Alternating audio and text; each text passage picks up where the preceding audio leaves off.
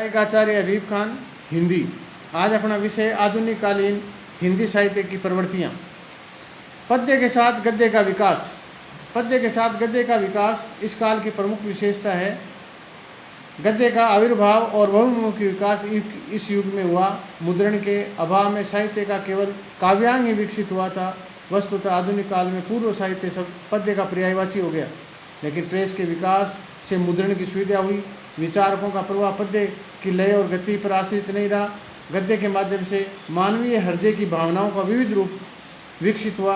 आधुनिक काल में गद्य साहित्य के विविध रूप नाटक, उपन्यास, कहानी, निबंध, समालोचना, संस्मरण, जीवन चरित्र और आत्मकथाएं, एकांकी वगैरह भी लिखे गए। इससे गद्य का विकास हुआ। दूसरा पॉइंट, खड़ी बोली का साहित्य क्षेत्र में एकाधिकार। आधुनिक काल का दूसरा परिवर्तन भाषा का दृष्टिगोचर होता है। यथार्थ में प्रवृत्ति का अभाव। पद्य की भाषा शैली में परिवर्तन भी दृष्टिगत होता है। गद्य के लिए खड़ी बोली उपयुक्त भाषा थी। धीरे धीरे नवयुग में चेतना की अभिव्यक्ति के लिए काव्य के साथ गद्य के अंदर भी मानवीय भावनाओं का अंकन होना शुरू हुआ। तीसरा पॉइंट, राष्ट्रीय भावना का विकास। आधुनिक काल की तीसरी प्रमुख विशेषता राष्ट्रीय भावना है। राष्ट्रीय भावना का विकास है। राजनीतिक चेतना इस युग की प्रमुख भावना रही है। प्रथम उत्थान में राजनीतिक चेतना के फलस्वरूप राजभक्ति, देशभक्ति और भारतीय अतीत गौरव का गान का विकास हुआ। द्वितीय उत्थान में कांग्रेस की स्थापना हुई और तृतीय स्थान में राष्ट्रीय भावना का अधिक विकास हुआ। चौथा पॉइंट, सामाजिक क्षेत्र में नवयुग की चेतना में मानवतावाद। आधुनिक काल में चौथी विशेषता साहित्य में नवयुग की चेतना से अन्य रूपों का विकास है।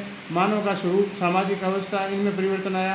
पांचवा पॉइंट, शैली के क्षेत्र में क्रांति, जन शैली का विकास। आधुनिक काल में पांचवी विशेषता शैली का परिवर्तन है।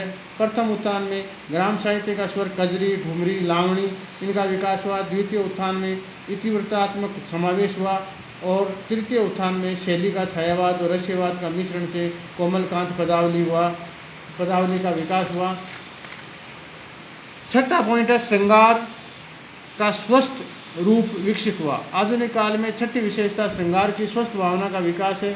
श्रृंगारकालीन श्रृंगार परंपरा का प्रथम उत्थान का विरोध हुआ। द्वितीय उत्थान में अश्लीलता के नाम से विख्यात हुई और तृतीय उत्थान में श्रृंगार और स्वस्थ परंपरा विकसित हुई। सातवां पॉइंट है, प्रकृति के प्रति कवियों का आकर्षण। आधुनिक काल में साहित्य में सातवीं बड़ी विशेषता प्रकृति की मधुर चित्रण है। श्रृंगार युग में प्रकृति उद्दीपन से व्यवहार में थी। भारतीय युग में प्रकृति स्वतंत्र आलम्बन के रूप में चित्रित हुई। देश प्रेम का वर्णन में प्रकृति का प्रेम भी मिलता गया, रहस्यवादी फूटूक मिलता गया। छायावादी काल में प्रकृति का उग्र और सौम्य दोनों रूप मिलते हैं। आठवां पॉइंट है, साहित्य क्षेत्र में सभी विधाओं में वादों का भरमार। आधुनिक काल में आठवीं महत्वपूर्ण विशेषता साहित्य में वादों की प्रधानता है। छायावाद, रहस्यवाद, अभिव्यंजनवाद, स्वतंत्रतावाद, अभिजात्यवाद, पलायनवाद, हालावाद, प्रगतिवाद, प्रतीकवाद, प्रयोगशीलता आदि व्यक्त करने के लिए प्रयोगवाद विकसित हुआ। नौवीं प्रमुख विशेषता है हिंदी साहित्य पर अंग्रेजी का प्रभाव। आधुनिक काल में नवीं प्रमुख विशेषता हिंदी साहित्य पर आंग्ल प्रभाव की है।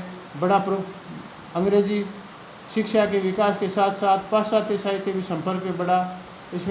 इसके प्रभाव से भावपक्ष दृष्टिगोचर होता है। गद्य के विविध रूपों में जैसा विकास पाश्चात्य साहित्य में हुआ, ऐसा अनुकरण हिंदी साहित्य के गद्य में भी हुआ। क्या नाटक, क्या उपन्यास, क्या कहानी, क्या निबंध, सब जगह अंग्रेजी भाषा का प्रभाव देखने के लिए मिलता है। 10वीं विशेषता है सामान्य जीवन के विषयों में व्यापक ग्रहण। आधुनिक काल में साहित्य की एक प्रमुख विशेषता साधारण विषयों की रचना की है, जैसे विधवा विवाह, बुढ़ापा, विधि विडम्बना, जगत, सच्चाई, सार, गोरक्षा, माता का स्नेह, सपूत, क्रोध, बातचीत, करुणा, भिखारी, मील का बापू आदि जो समाज से जुड़े हुए सामान्य जो विषय थे, इनका भी चित्रण किया गया।